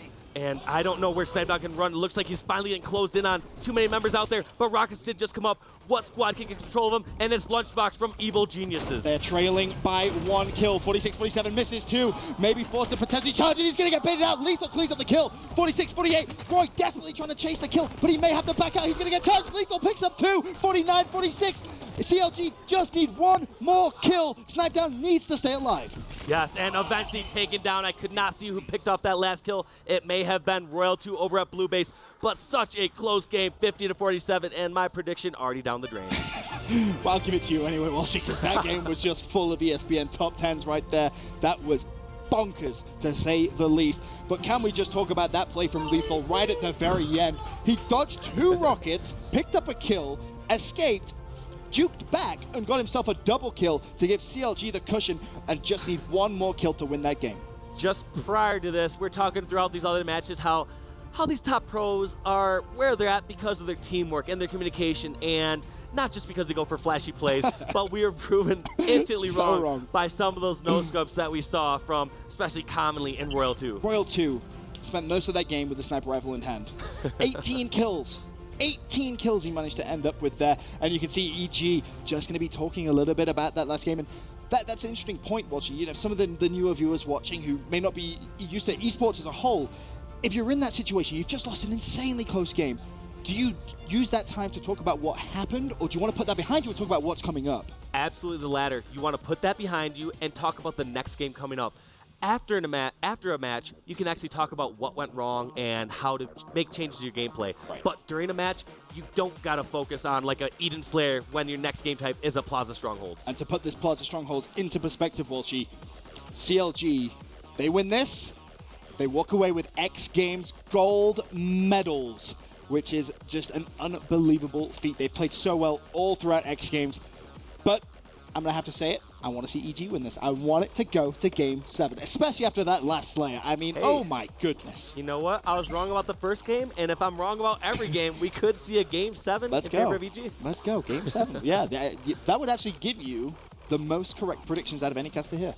So technically, I see what you're trying. Reverse psychology. I see what you're trying to do, Walsh. I see what you're trying to do. But as it stands, CLG, of course, do lead this gold medal matchup 3 maps to 2, putting them just 1 map away from that unprecedented X Games gold. Heading over to the next map, though, what are your thoughts? Well, one thing I'm just thinking of is we are so blessed here at X Games because normally matches are best of 5s. However, here at X Games, we have a best of 7. Normally, the series would be done and over with, and we'd be crowning a champion. But EG still has a chance. It's no easy feat by any means, but it's a chance. Of course, there you can see the fan vote coming from everyone watching at home. Just if you would like to partake in that, just tweet at Halo with hashtag HaloWC, hashtag CLG, or hashtag EG. Currently, Evil Geniuses, though, with a massive lead in that, 72% to just 28 for CLG. But that man on your screen right there, Lethul, who left Evil Geniuses to join CLG. He's going to be perfectly happy with that fan vote. He doesn't care. He's 3-2. No, he does not care. He likes causing some turmoil within the community. So I think that's fair to say. He was definitely the start. It. He was the the flap of the butterfly's wings that caused so many roster changes in the past couple of months. But either way, CLG right now look like the best team in the world when you see some fantastic clutches like we just saw there. But Evil Geniuses definitely holding strong and being very, very close to them.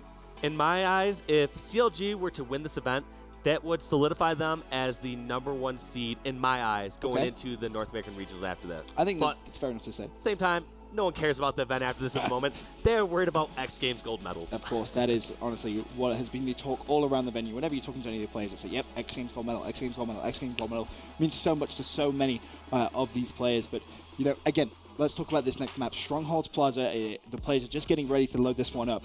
Realistically, who do you think is the better team? Obviously, let's say for now that we don't want to just see that Game 7, and we don't both want to see EG win. Realistically, who does a map like this play stronger into? Is it CLG? Well, last time we saw a Strongholds game, EG won it 100-66. Good point. Good point. So we'll have to wait and see if they can try and replicate that and force a Game 7 here in the X Games Grand Final. Plaza Strongholds underway, kicking things off on board with Snipedown. And it looks like just barely fumbled that jump trying to hit that light post, but in the end, he's still going to walk away with this camo. Grabs it at the 11:50 mark, which means it's going to spawn 2 minutes later at the 9:50 mark. Maybe a blessing in disguise, if you will, by missing that jump. And what they will do, as you said, get control of camo, but they need to try and get control of Nest. Nest and bottom middle, very much the preferred 2 Strongholds. And again, if you are just tuning in into this Halo Grand Final, this gold medal matchup, Strongholds first to 100-point wins, control 2 or more Strongholds to earn points. And that's exactly what Evil Geniuses have been able to do. They get bottom middle, and you expect to see them now head up towards Nest and get that second Stronghold exactly like that. Now they're going to score points. And look at the beginning of this match. Neither team went for yard. It's just a testament to how popular this bottom middle / Nest strategy is. What happens in most maps that have a Stronghold game type on it is there are 2 Strongholds that can be guarded from a single position. So right now, Snipedown can help bottom middle, and he can look over to his right and actually look at Nest. And look at that kill feed, 3 members down. Snipedown being so aware of the spawn system, throwing grenades near the camo spawn just to make sure CLG spawns in yard, and that's exactly what happens. So heads up, forces that CLG spawn so far away, and of course, every second counts because it's seconds equals points essentially in this game mode. So the further they spawn away, the more points Evil Geniuses is going to be able to rack up uncontested. And again, that kill feed looking good for Evil Geniuses for now. And Snipedown may actually have to think about potentially resetting. Does pick up the kill on Frosty and gets the reset bot mid. Fantastic reactions right there from him. That's absolutely huge. Now, explain to some of our newer viewers out there, what is a reset on the Stronghold? So, for example, let's use bottom mid right now as a prime example. CLG jump on bottom middle. You'll see that little circle start to go, and it's basically the length of the capture. But if you kill the opposition player whilst they're on the Stronghold, it will still stay at that mark it previously was. So you need to jump back on the Stronghold to reset it back down to 0. So unlike the team that's capturing it, the defending team can just step in it for a split second and bring it back to a full capture point. Yes, exactly that. And you just saw a prime example of that from Snipedown himself. But early on in this game, Walsh, I can't believe I'm going to say it, we just went from an insanely close last game to Evil Geniuses just locking this one down. CLG yet to get a point. I tried to jump on with Snipedown to see if he's going to get that second camo. I'm trying to see who has it, and it looks like in the hands of Lethul, the former Evil Geniuses member. See what we can do with this camo to hopefully get control of the map again. Oh, and it was Lunchbox who was waiting for Lethul, but Lethul able to use that camo wisely. Now jumps on top Nest. should be able to get this capture, and CLG will start earning points. And Lethul getting in such a commanding position right here above Sniper because he can see so many angles.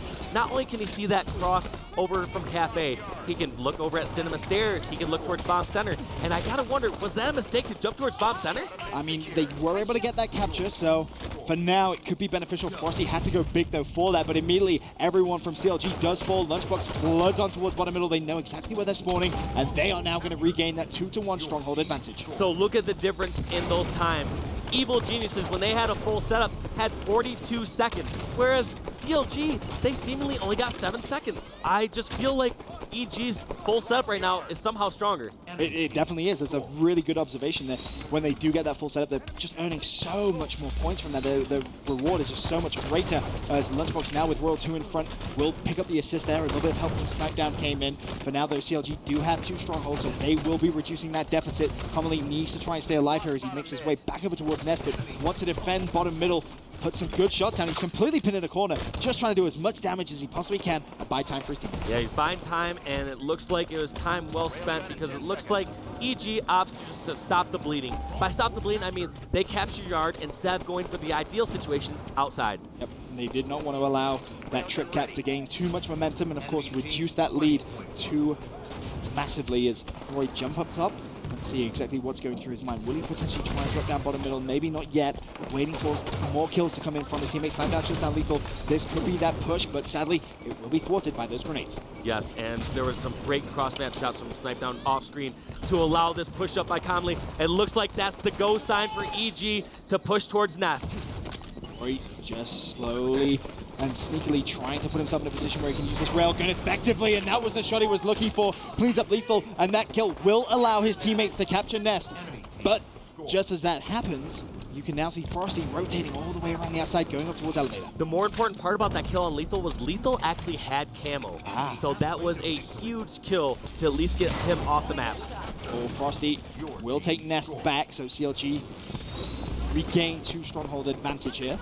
And somehow Frosty has been able to just completely escape. Has Railgun out, kills Lunchbox, looking for the double kill on Snipedown. Will he be able to get it? Doesn't matter. Lethul there for the support. And look at that score. What was at one point a dominating Evil Genius's lead has now become a very fragile one at that. And more importantly, CLG reducing it by a second. CLG showing that they can hold full setups too, and just as dominant as EG, as you see, a 3-second game right now. Beating for Frosty to try and pick up another kill, but just unfortunately couldn't charge Railgun quick enough. And look how aggressive Frosty's being, desperately trying to hunt down Snipedown there as he does pick up that kill. They're being so aggressive towards Yard. You have to question, in strategy. Are they potentially worried here about flipping the spawns? It seems like EG, when they had Railgun, they would sit way back on their side. We saw Snipedown sitting way back towards Battle Rifle, whereas Frosty is up front, and that might cost him because not only does he give up his death, he gives up that power weapon. Snakebite, though, is able to pick up 1 kill on Roy. Needs to defend bottom middle. It will be commonly, and he falls very, very quickly. Snakebite doing a fantastic job of putting down shots over towards bottom middle. Royal 2 now, though. What can he do? As unfortunately, he will fall bottom middle. It has been 50% of the way captured. Lunchbox is on it. Lethul looking to try and go for the reset and will get the reset. Does fall, though. Lots of kills being traded, but more importantly, it's CLG now who have taken the lead in this game. 66-51. As I say that, though, Evil Genius's Snipedown captures Nest, and it's a trip cap for EG. They are going to massively reduce that lead. Yes, and I'm surprised Snipedown did not check below him because I believe Camo has to be coming up any second. Unless I somehow missed off my screen, you got to think Coach Towie would be on top of that. Oh, absolutely. That's exactly his role. But for now, it seems that they're more worried about just reducing that lead. And it's going to be Commonly who does grab Camo. And if he can defend Nest, that is going to be so big for Evil Geniuses. And they're about to tie up the game, of course. To put this into perspective, if CLG win this map, they win X Games Gold. Evil Geniuses are hanging on by the skin of their teeth. And this is up to Roy to try and get this reset. But there were 2 members down there. Roy's trying to take down his former teammate Lethul, not able to find him. And I think it's going to be too late. He was able to actually take down Lethul. How did that grenade? I don't know how he's even still alive. That was Roy some just wanted doing grenade. such a great job staying alive and buying time for his team. For now, though, it is still EG who managed to get that 2 strongholds back. A big fight going on towards bottom middle. Snipedown wins that kill on Frosty. They should be able to reset bottom middle as well and force CLG to rethink their approach here. Commonly able to shut down Lethul once again. Snipedown putting down so many good shots. Commonly picks up another big double kill. Lunchbox with 3, and you have to ask the question, is CLG throwing this game away? No, yeah, I guess you could say they were a little over-aggressive there, but I don't think that's throwing away. They still have their priorities right. They're pushing towards Bomb Center. They're pushing towards Nest. It just seems like EG are out-executing them. And this is a weird position by Snipedown. I guess I like his idea because he can get shots on Nest and in Bomb Center, but it seems like CLG's strategy is just a bit more aggressive. It seems like they opt to not give up as much ground. Big kill from Snipedown on Lethul there. Stops any aggression from CLG over towards Nest, and for now, we'll keep CLG at bay. Looking at that score, 85-73 in favor of EG as they desperately try and force that Game 7 here in the gold medal match. We'll see if anyone from CLG can break through, but Snipedown not missing any shots on former teammate Lethul. However, bottom mid has started to be captured. Snipedown needs to go big here, buy some time. 2 players go down. Lunchbox now with Railgun will reset bottom mid. That's a fantastic play from him. Yes, and he's just buying time. He realizes they are only 8 seconds away, and he's not going to challenge us because he realizes that there are 2 members of CLG and Bomb Center taken down eventually, but CLG might not get the capture. Commonly is just going so big, staying alive. Can he pick up the kill? He trades it. A bottom middle gets reset. That is a fantastic play coming out from the young gun. And look at that score, 98-73 with that. Nest is being captured, but I don't think they're going to get it in time. Evil Geniuses force a Game 7, and look at that boost, Walshy. Oh my God. We could not ask for a better match than this. So much back and forth at the end there. And CLG, just knowing that they got that Battle Center cap, they could have turned it back. And there are a lot of EG fans here and obviously online, Garrett, you know, based on our Twitter post. Absolutely, EG with a huge fan base. The EG chant breaking out after every fantastic play from them. And you look at the scoreboard, but it definitely does not tell you the full story there. Roy, 23 kills, 10 assists, 15 deaths. Snipedown, 17 kills, 8 assists, 14 deaths. Commonly, though, the player I really want to highlight had only 15 kills, 14 assists, though, 14 deaths. Pretty much even across the board. But he was making some of the most individual clutch plays in that game. That play bottom middle wins Evil Geniuses the game. Yes, and what incredible plays by both squads. I mean, it's interesting seeing these different strategies match up against each other. Game 7, let's go. I mean, could you ask for a better X Games final, Walshy? No. You just couldn't. It's been a Game back 7 and for forth. the gold medal is the best you could ask for. All right, the question I have to ask you, the pressure, what's going through these guys' minds? Game 7, X Games gold. I mean, what's the closest comparison you can give me? Oh my gosh. I can't come up with a witty analogy right now, man. Usually I come up with something ridiculous, but right now I'm at a loss for words before this Game 7 match. It's just absolutely crazy. Let's take a look at the series recap one more time. If you are just tuning in and missed some of those early games, it's been a pretty epic grand final, that's for sure, and it's fitting that between these 2 great teams in Halo Esports, it goes all the way to that final map. To recap, Coliseum CTF, where it started so long ago, CLG won 3-2. Evil Geniuses then won Truth Slayer 50-39. Rick Strongholds went in favor of EG once again. However, this is where CLG fought back. Fathom CTF a 3-2, close game. Then Eden Slayer, which was an absolute just ridiculous game, 50-47, and then Evil Genius at 173. I want them to keep the series layout up for just a second longer because look at these breakdowns. If you look at both flag games, favor of CLG. Yep. Both Stronghold games in favor of EG. Now when it comes down to Team Slayer, you have one for EG, one for CLG. Lord. Who's going to take the third one? It's flip of a coin at this point, I really think. It's just absolutely ridiculous, back and forth. And there, of course, everyone on social media voting at home. Hashtag CLG, hashtag EG. Make sure you tweet at Halo with the hashtag HaloWC for your votes to be counted. Currently 67% in EG's favor to just 33% for CLG. But as you said, that was such a good point out there of exactly how this series has panned out. Both teams winning one Slayer makes this last Slayer so much more interesting. We're going to regret, though. So from what you've seen from both teams' play styles, does one team have an advantage here? Does this suit CLG's longevity of gameplay? I haven't seen CLG play much regret. However, when we watched Evil Geniuses play against Allegiance on this game type, they got stomped. I believe it was like a 50-33 in favor of Allegiance. So that does not bode well for Evil Geniuses based on that result. Of course, there a look at the X Games gold medals. Such beautiful things. What, of course, are 2 teams currently competing for. One map to decide whether you walk away with a gold medal or a silver medal. The pressure has never been higher for these players, and honestly, so excited to get Game 7 underway, Walsh. It has been just such an awesome time here at the Winter X Games here in Aspen.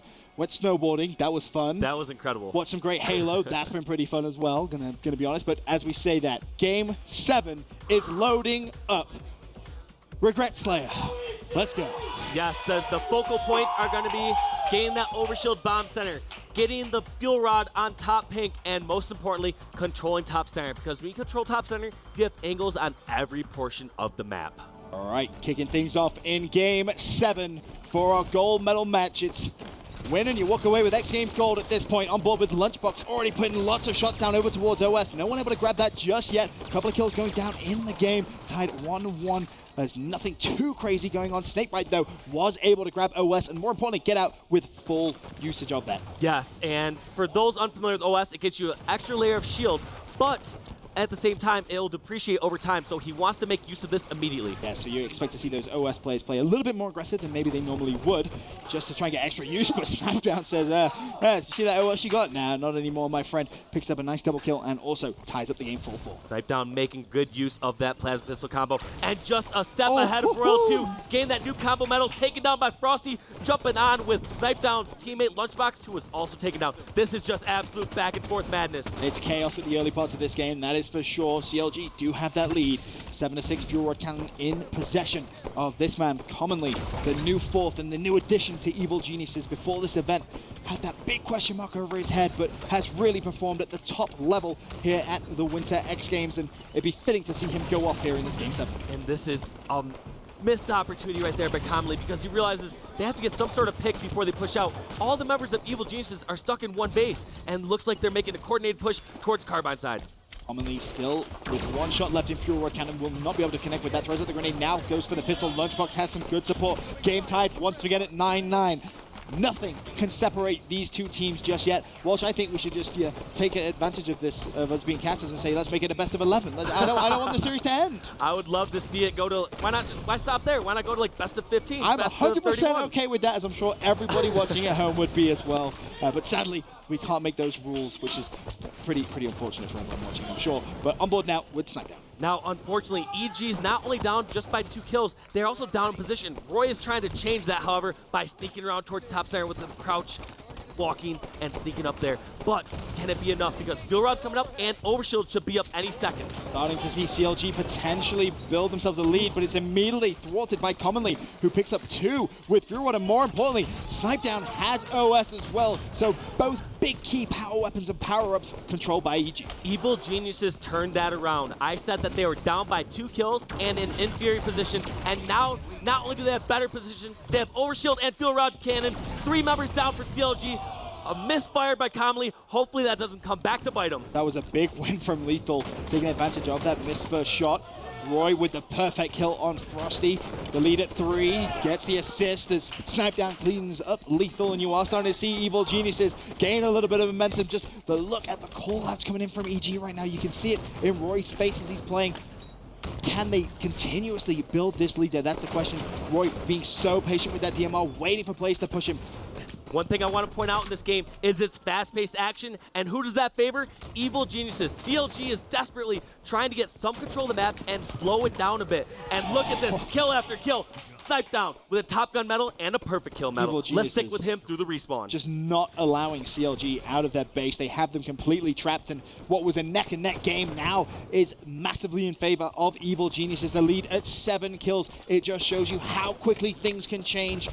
When you get power weapon and power up control, Lunchbox does fall. CLG getting back-to-back kills. Can Snakebite find a third, though? That's the question. Trailing by 6 kills now as Commonly cleans him up with the grenade. Yep, leaving Snakebite and going on to the dubbed Frostbite combo. Frosty seeing what he can do to get control of this top Carbine area. They are down by 7 kills, and Overshield's coming up any second.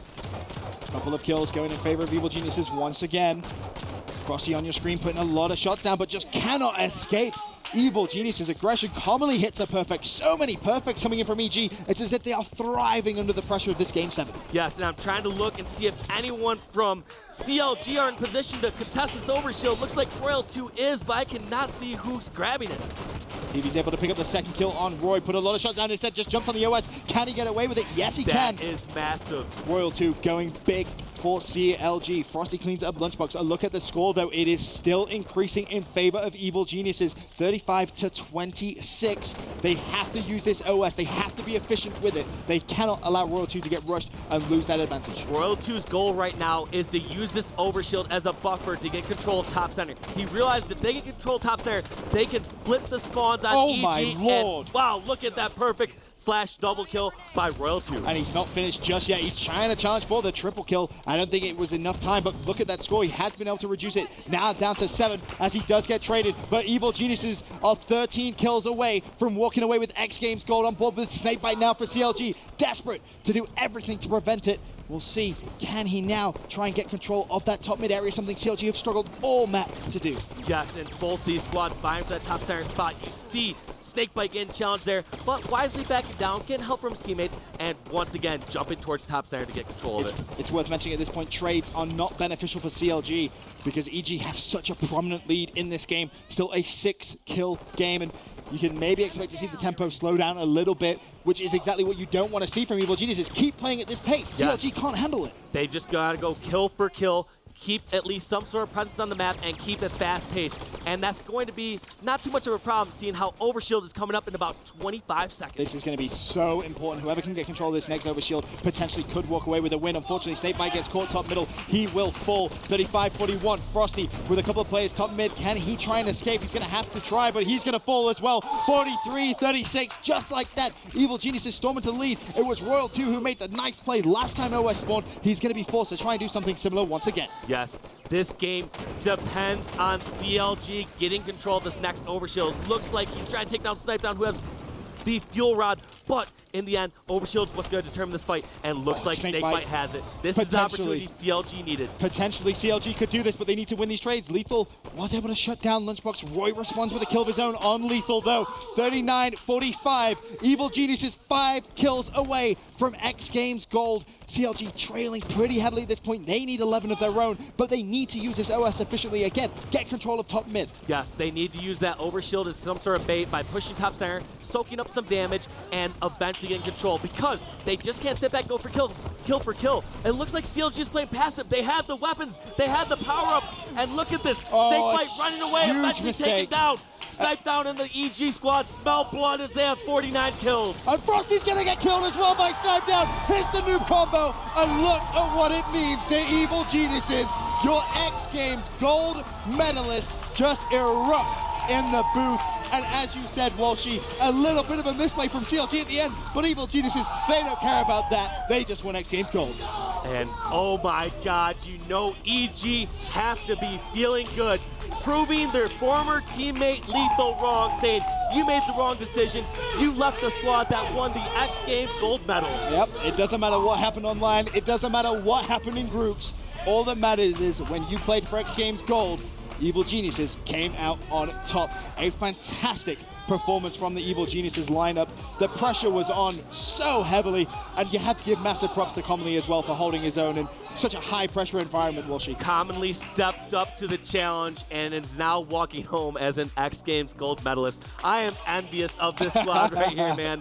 That is an accolade that you'll hold on to for the rest of your life. And it's not bad for his first season as a professional Halo player, is it? To be not bad at all, man. That's first season of professional start. gaming for me, I think I won like $50 at my first tournament or something like that. This was back in 2002 before we had great leagues out here like the Halo World Championship. Little different. $50, X Games Gold. I know which one I'd rather have, but once again, massive congratulations to Evil Geniuses. Let's take a look exactly how this series panned out. It was CLG that started out strong before Evil Geniuses bounced back, took 2 maps back to back.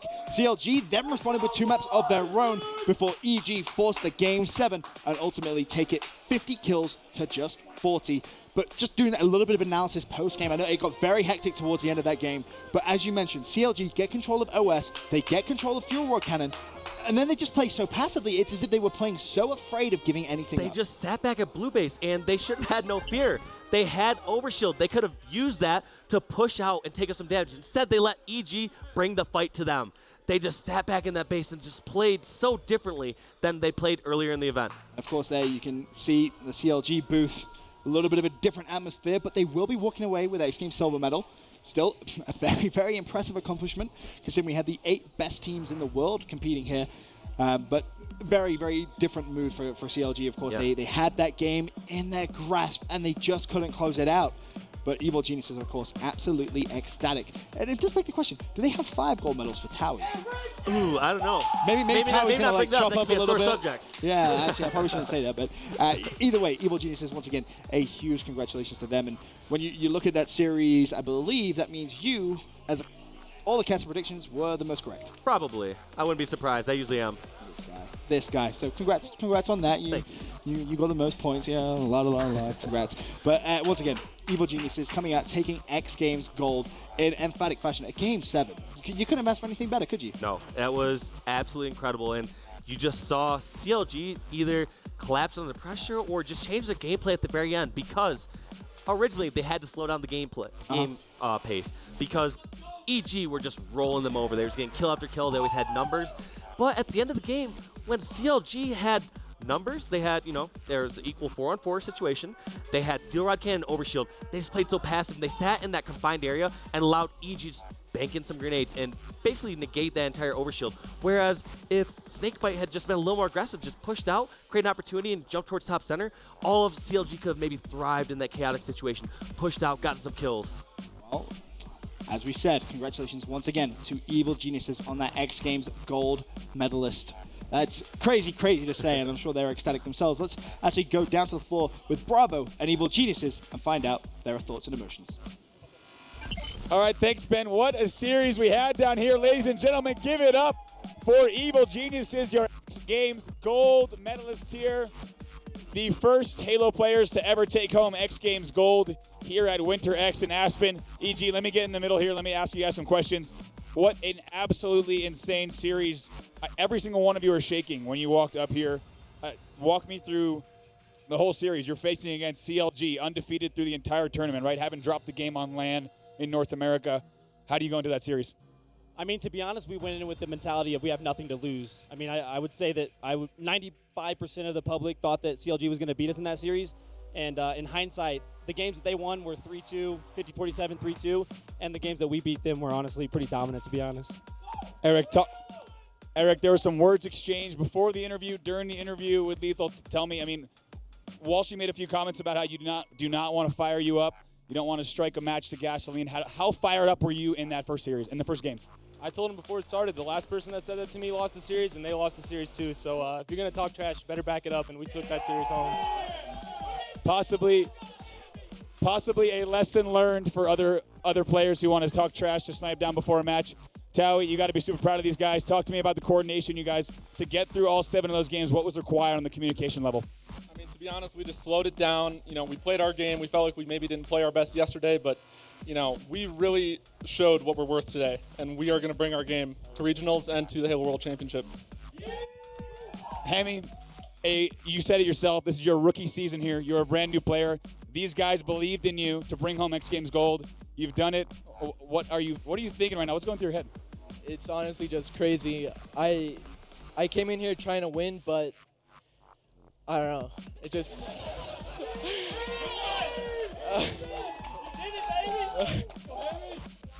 it's just awesome, yeah. He told us no at first when we asked him to team with us, just throwing that out there. We had to talk him into it, and he's probably happy he joined now. Jason, I got to ask you one thing about that last match. We were sitting here watching in the front row. It's about 43-37. CLG has Fuel Rod, Fresh Fuel Rod, and Overshield. And somehow in the bottom right of the kill feed, you guys are still getting kills. How do you win the game without the power weapon or the power up? I think that's been the biggest problem since we've picked up Hammy, and even with TJ, is that we are very undisciplined in some Slayers, and this Slayer we were as disciplined as we could have been. We knew where the OS guy was. We were avoiding him and, killing his teammates. And, I mean, we just played it very well in that scenario. All 4 were top center at the end at one point and killed them all. And then, we all just collapsed on him in the base to get the last kill.